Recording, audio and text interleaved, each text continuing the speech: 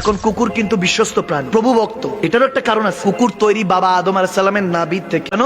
যখন বাবা আদম আলাইহিস সালামকে তৈরি করা হয়েছিল, উসজুদু লিল আদম, আদমকে সেজদা দেওয়ার কথা ছিল, সবাই সেজদা দিয়েছে ইল্লা ইবলিস, ইবলিস ছাড়া। ইবলিস করেছে বাবা আদমকে যখন তৈরি করেছে, থুতু নিক্ষেপ করছিল, নাউজুবিল্লাহ। থুতু নিক্ষেপ যে জায়গায় করছে, ওই জায়গার মধ্যে থুতু যে পড়ছে, আল্লাহর হুকুমে জিবরিল আমিন ওই জায়গাটাকে, নাভি থেকে ওই মাটিটা সরিয়ে নিয়েছে, ওই জায়গায়। এই জন্য আমাদের নাভি, ওখান থেকে নিয়ে একটা কুকুর বানিয়েছিলেন আল্লাহ। এই জন্যই কুকুর বিশ্বস্ত। বিশ্বস্ত কারণ জিবরিল আলাইহিস সালামের হাত লেগেছে। কারণ জিবরিল আলাইহিস সালাম বিশ্বস্ত কার?